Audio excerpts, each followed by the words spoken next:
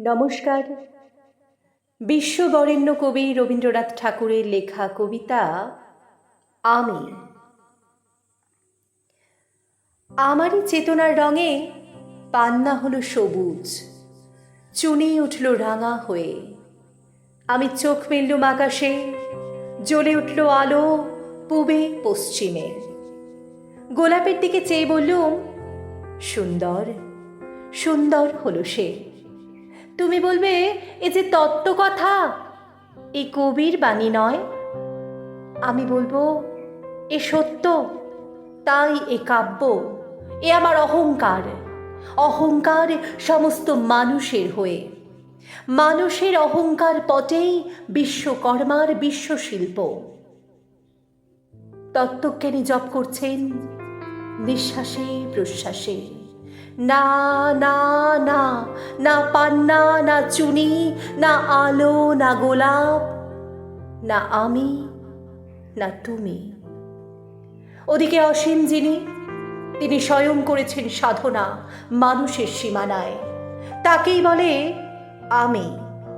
সেই আমির গহনে আলো আধারের ঘটল সঙ্গম, দেখা দিল রূপ, জেগে উঠল রস। না কখন ফুটে উঠে হলো হা, মায়ার মন্ত্রে, রেখায় রঙে, সুখে দুঃখে। একে বলো না তত্ত্ব? আমার মন হয়েছে পুলকিত। বিশ্ব আমির রচনার আসরে হাতে নিয়ে তুলি পাত্রিনী রং। পণ্ডিত বলছেন, বুড়ো চন্দ্রটা নিষ্ঠুর চতুর হাসি তার, মৃত্যুদূতের মতো গুড়ি মেরে আসছে সে পৃথিবীর পাঁজরের কাছে।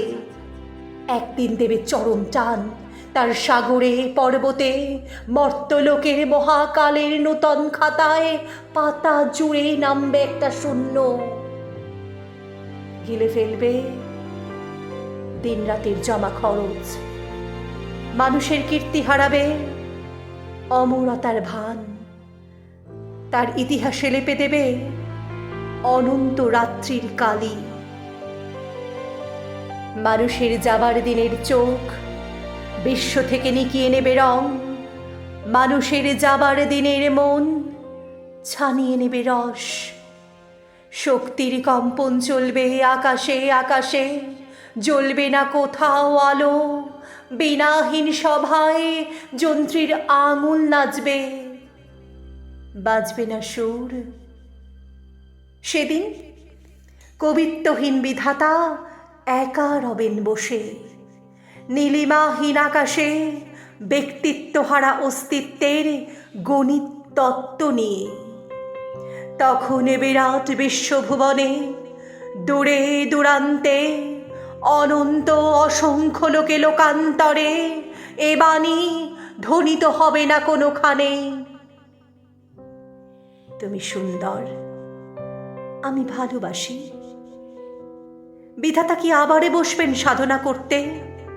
যুগ যুগান্তর ধরে প্রলয় সন্ধ্যায় জপ করবেন, কথা কও, কথা কও। বলবেন, বলো তুমি সুন্দর। বলবেন, বলো আমি ভালোবাসি।